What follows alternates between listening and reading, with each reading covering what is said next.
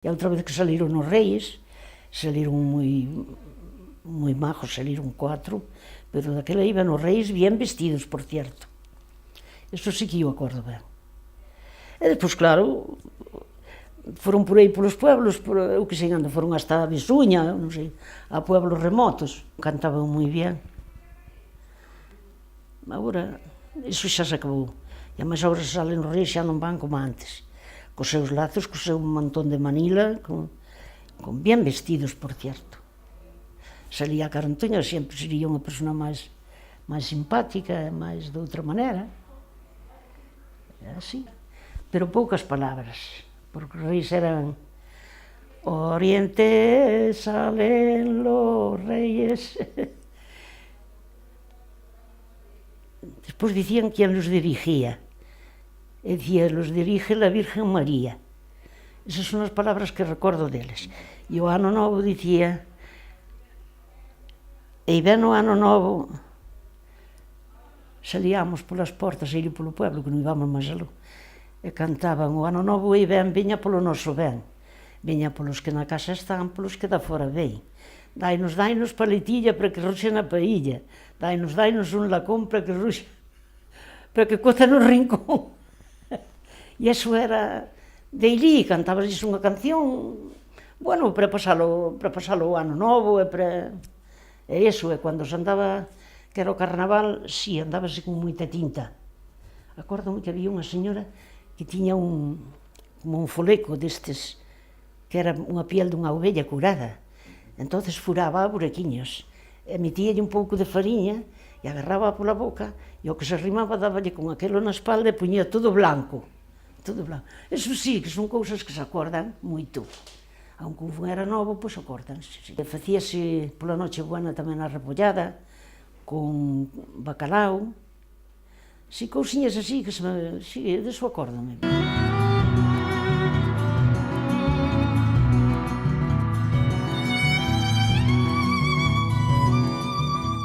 Como non?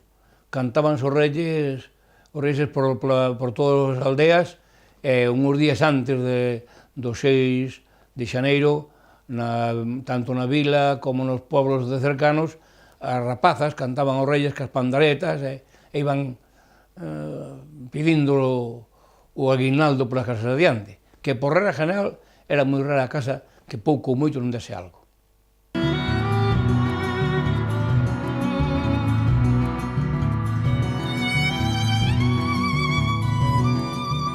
Ir buscar musgo para facer un nacemento. Ademais, na miña casa facíase un nacemento grande e na escola tamén se facía un nacemento. E recordo, eso íbamos con meu pai. Eran costumes que íbamos con el, e o que nos levaba sempre a plantar árbores, porque lle gustaba moito a historia, e ademais cada un tiña o seu castiñeiro e o seu concheiro, que plantáramos nós, e estábamos pendientes de que nos estropeara. Tamén recordo con ele ir buscar o musgo para facer o nacemento. Si, poñíamos elementos naturais moitos e tiñamos as figuriñas que tamén...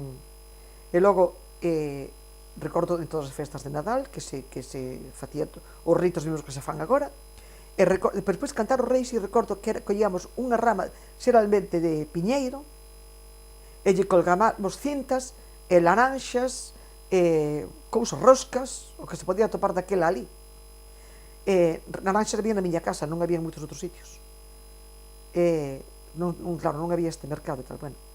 Entón, colgábamos todo iso e íbamos polas casas a cantar os reis.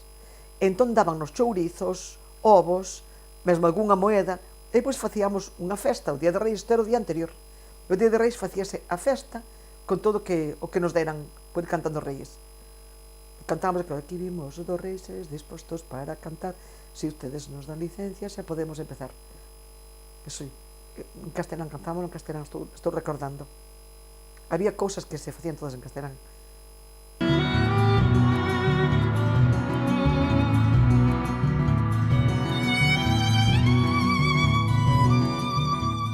Sí, claro, había que ir á misa do galo, que era aí onde dicíamos os versos, e dicíamos as poesías, facíamos un tipo de teatro tamén, así, unha escena teatral en gallego, claro, E se cantaban os viñacicos en gallego, que tanto nos gustaba a todo o mundo, e había que ir, era unha noite que aí sí que había que ir. E incluso facíamos, pois, puñemos o Belén na iglesia, se puñía o Belén todo, con muñecas, e Doña Sagrario tiña feito unhas casitas e todo de madeira, alguén lles debe facer, ou trouxo a dela, non sei.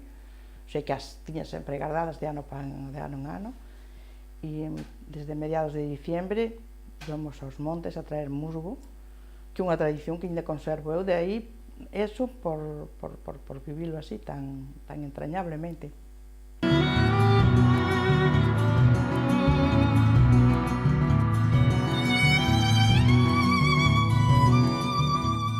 Sí, había unha familia no pobo de moitos fillos, debían de ter 8 ou 9 fillos, todos eles cantaban ben, entonces os pais e todos os fillos iban polas parroquias limítrofes a cantar os reis, e viñan polo pobo tamén.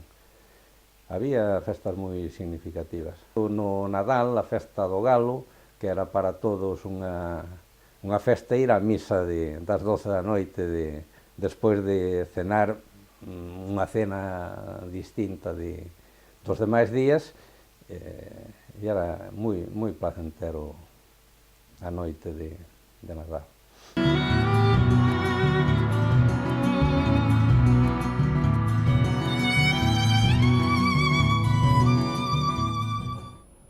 Pois en Navidades ocurría porque de niño te gustan todas as fiestas, aunque haya un pouco de turrón, moi limitado en aquellas fechas, ¿no? Pero sí, la gente sobre todo hacía un pequeño esfuerzo para esas fiestas. Y feliz. Ahora, sí, le gustaban, pero no teníamos vecinos que cantaban después por ejemplo, en Noche Vieja, o así, en Reyes, a víspera, ¿no?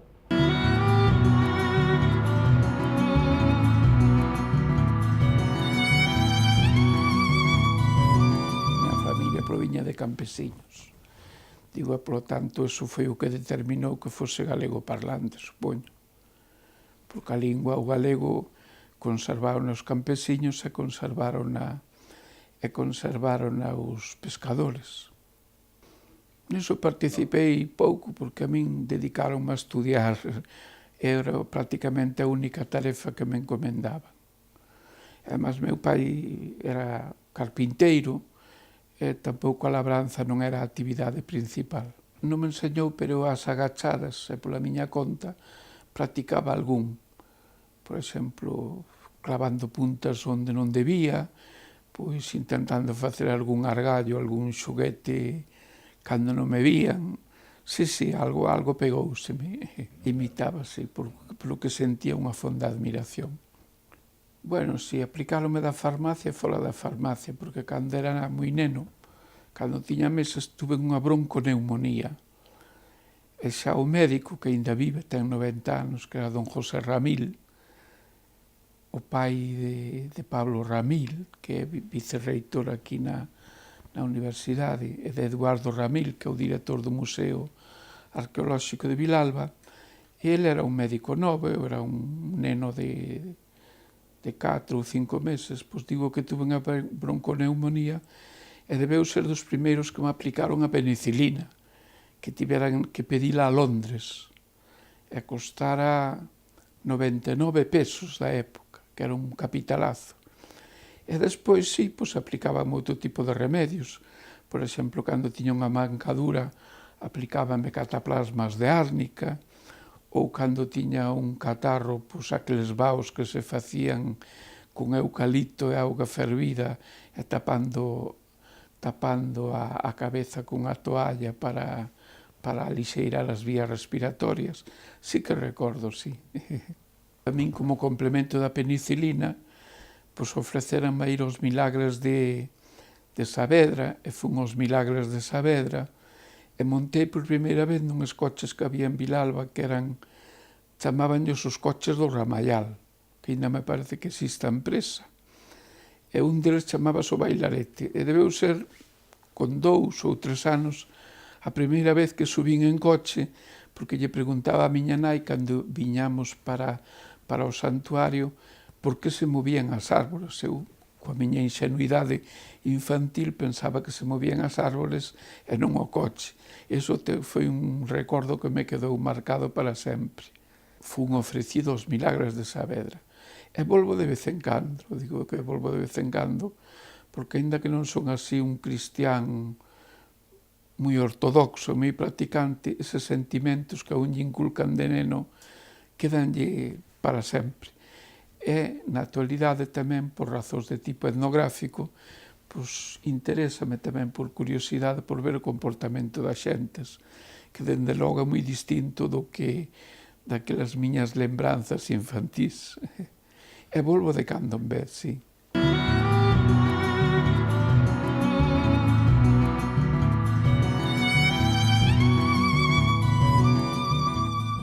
Moitas romarías ali, había festas en todos os campos, por San Benito, por San Julián, por todos esos, eu iba a todas, iba con, vamos a ver, con outras amigas dali, do pueblo, uns que estaban en Carballo que tiñan un bar, escapábamos da casa porque ela tiña que estar ali no mostrador porque tiñan bar, pero ela cando podía escapaba e ala, íbamos para lá, despois á volta había o que había, pero a mí non me pegaban ni me decían nada, pero a ela sí, porque eu como estaba cos outros familiares, non me... Pero pasábamoslo moi ben nesas festas de campo, bárbaramente, moito mellor que despois non había nada, entonces xa tiñas que facerte nunha sociedade, xa eres máis maior, nada, aí pasábase pipa. Non o acordo, pero sei precisamente algún que lle facía a miña mai, a miña tía, unha tía que tiña eu que era algo diabética, e ela tiña úlceras nas pernas, non? Entonces, miña mai tiña un padriño que contaba moitas cousas destas antiguas e moitos contos destos das bruxas e todo, e deulle ese remedio para que lle puxera, perdonando, bosta de vaca na ferida, e tela así un tempo como se fora unha pomada, pois facíalle moi ben, curáballe había nunha ocasión, tuvo miña mai esas feridas, entonces levaron aos médicos e tal, e cual, tiñan que miraban e facían, e non había maneira de curarlle, entón os médicos decían que tiña que ir a Santiago e lle tiñan que cortar a perna.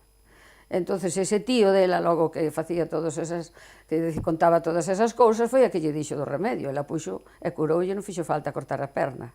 E eso acordábase ela toda a vida, porque a mí se me chegan a cortar a perna, eu como andaría, pero o pai era moi cabezudo e dixo, non, antes de cortar a perna hai que facer moitas cousas, e efectivamente, curoulle rápido. Despois miña mai facía o que lle fixeran a ela, cando facía falta, claro. Unha historia bárbara. E despois ese tío contáballes cada chiste de miedo. Despois contábaos miña mai, porque ela quedábanselle moi ben. Chistes raros, deses de que andaban as bruxas pola terra, e de Jesucristo tamén, lle contaba cousas raras, cando andaba polo mundo.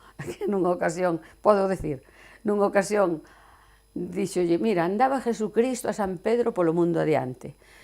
Entonces, pasaron por un pueblo, que había unha revolución tremendísima, ali estabanse pegando, estaban tal. Entonces, dícelle, Jesucristo colleu e castigounos a todos, porque estaban así revolucionados e castigounos a todos. Entonces, seguiron andando. E dícelle San Pedro tamén, maestro, por unha persona mala castigalos a todos, eso non está ben. El calou e non lle dixo nada. Entón, seguiron andando polo campo e máis adiante. Entonces, había un enjambre de abellas. E dixolle Jesucristo, Pedro, levanta o brazo, verás como todas esas veñen para ti debaixo do brazo. Efectivamente, levou o brazo, viñeronlle todas para aí, e claro, estaban quietiñas, moi ben, moi caladiñas, e de repente vai unha, e picoulle tan fuerte que cerrou o brazo e matounas todas. E dice Jesucristo, ai Pedro, tamén por unha sola que che picou matáchelas todas. O outro tuvo que calar, porque primeiro chamoulle a atención, e despois matounas todas. Así que mira que chiste, así que cousas. Ainda había moitos máis, pero xa non me acordo nin da mitad, sabes? Ai, de lobos, si, e de lobos muchísimos, que había moitos daquela, por ali adiante tamén había montos deles, e teñaselles un medo feroz, A mí nunca me topou, pero algunhas persoas que os encontraban polo camiño contaban que, bueno, que era terrible o medo que lles daban.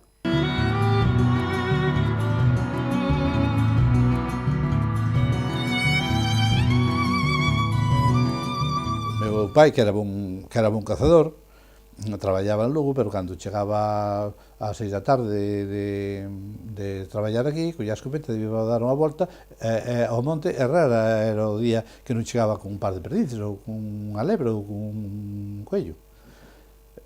E era así, unha economía de autoconsumo. O centeo producíase, as patacas tamén. E a carne tamén, os cerdos cebábanse, e era fundamentalmente. Un plato fixo na mesa dun labrador era sempre patacas cocidas con algo de carne, fora touciño, ou fora outro, os menudos dos cerdos, como lle chamaban eles, e así se vivía. Bueno, cando chegaba o mes de abril ou de maio, pois había os seus problemas en moitas casas da aldea. O que non tuvo unha cosecha suficiente, que non lle chegara o centeo hasta a recollida da nova cosecha, pois tiña que recorrer aos veciños e pedíase prestado. Non se pedía prestado cartos, pedíase prestado centeo e devolvíase centeo. Non había intereses por medio, ni nada. O mesmo pasaba coa carne, se chegaba un para facer os traballos da aldea, do brao, que tiña que vir xente de fora para axudar e tal, sempre se daba un tentemper a media mañá ou a comida, pois entón había que ter algo de carne para dar á xente, pois se non había, pedíase tamén, ao mellor pedíase touciño. Eses intercambios na aldea eran habituales. Claro, cando chegaban, por exemplo, recordo un feito, recordo unha visita dos de Abastos á aldea, que viñan, estaban intervenidas as patacas, por exemplo. Entón, había que entregar unha produción, estaba estipulado xa o que porque había que facer unhas declaracións do que se sementaba, o que se recollía, e despois quedaba unha parte para a casa, pero o resto levaba a Abastos, de tal maneira que había que declarar as persoas que había na casa, e deixabanlle 1 kilo, non sei por que período, por cada persoa. De tal maneira que as declaracións pois facíanse como podían. Había fillos que declaraban os pais con eles, e o outro irmão declaraba os pais con eles tamén, tal, porque había que engañar os da crepa. Ocultábanse as cosechas, por eso viñan os inspectores. Sempre había problemas cando chegaban. Recordo unha vez que unha reunión no Ponte do Ombreiro, pois os paisanos e máis o inspector non chegaban ao acordo, chegaron ás maus, e vimos como o da crepa ou de Abastos estaba casi no borde do ponte para tirar ao río. Era tal a necesidade que se chegaba a esas cousas.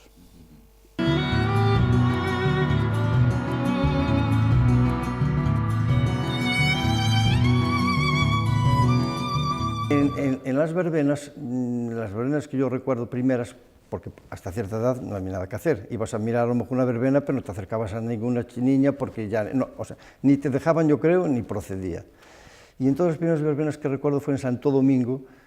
Claro, en Santo Domingo antes, por supuesto, no había los aparcamientos subterráneos, y en la parte de arriba, no sé cómo decir, la parte que iba hacia general, lo que ahora es la Rúa del Teatro, había una esplanada ahí muy grande, donde ahora está, es la entrada de los aparcamientos subterráneos. Eso toda una plaza muy grande, bueno, muy grande, era una plaza.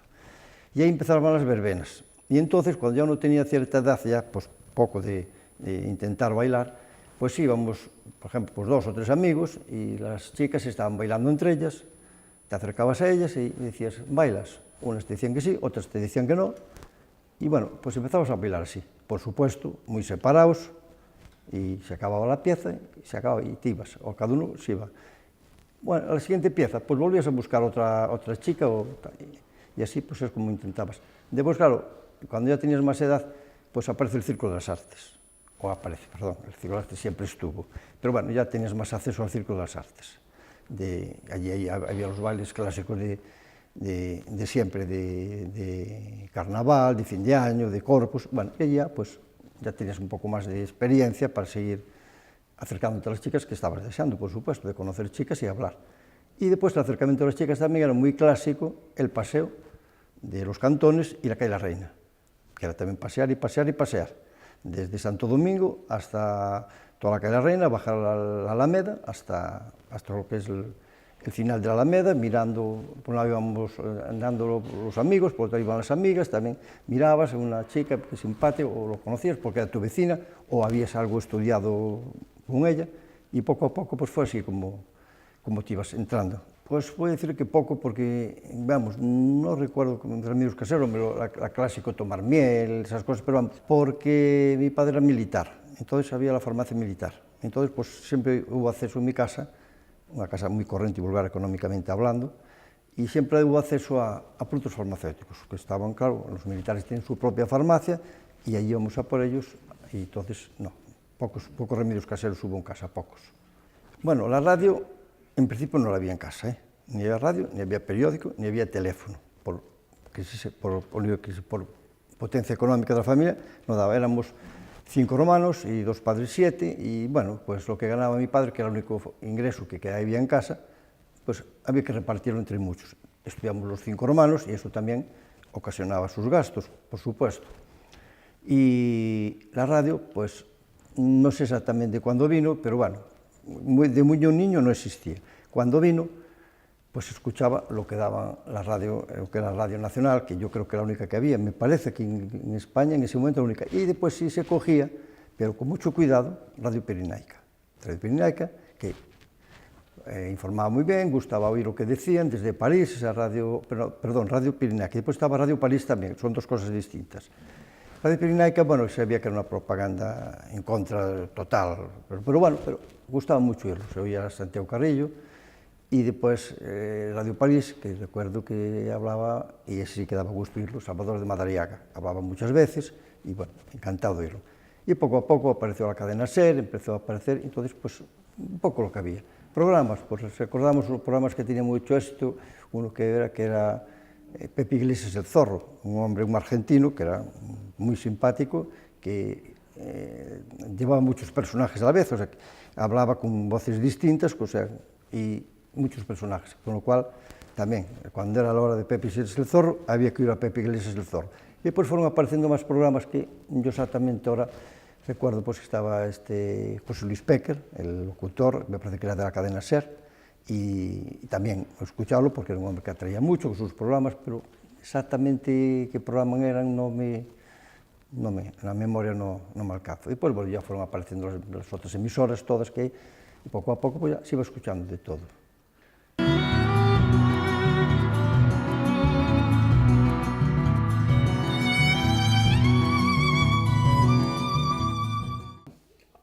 Había un señor maior que tiña xa 80 anos, pero que ainda traballaba como braceiro aos veciños, que tiña moita facilidade para contar trovas. Teño incluso recopilados, redactados os contos, según os contaba el. Contaba contos moi curiosos da Santa Compaña e de cousas máis. Recordo un conto que se refería a Santa Compaña, que ten a súa gracia. El era moi cazador e contaba mentiras a montós, pero sempre terminaba dicindo: mas verdad que a min na contou o Padre Santo, e es tan cielo como el sol que nos alumbra. Pero o conto era o siguiente: colleu un día de caza, despois de que non encontrou peza ninguna que valiera para nada, veu un corvo e disparoulle un corvo, e ferino nunha pata debaixo dunha ala. Veino para a casa, cureino, e si que estuvo curado, puxinho unha campainha no pescozo e solteino.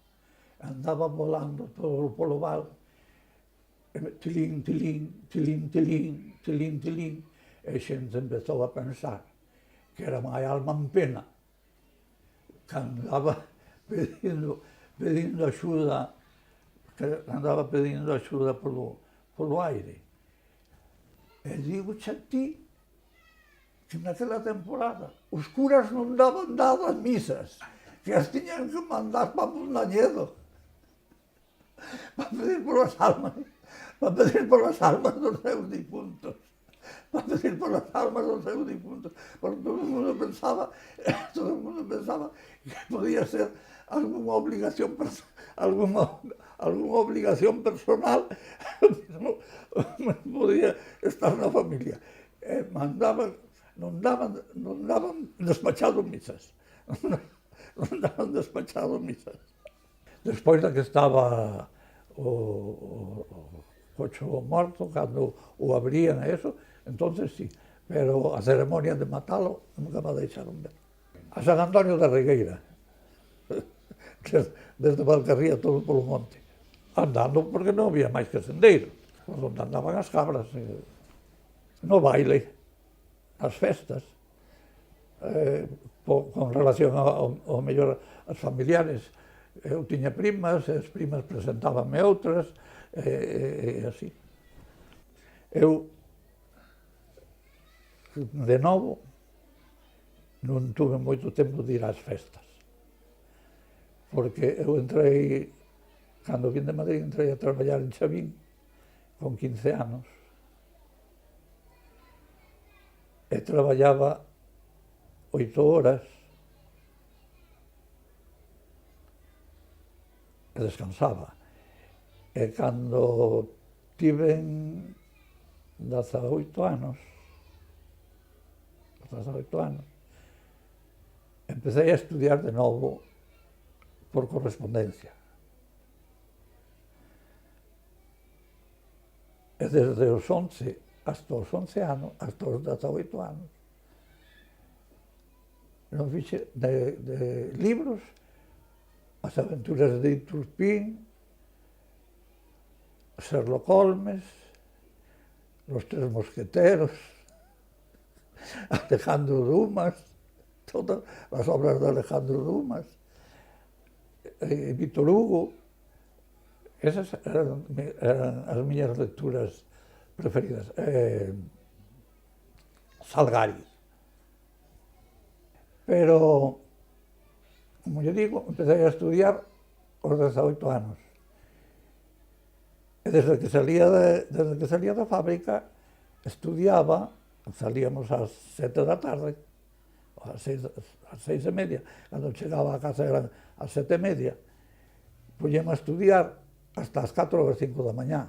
E ás 7 da mañá tiña que levantarme para volver a traballar. E facíame falta o tempo, non tiña tempo para festas.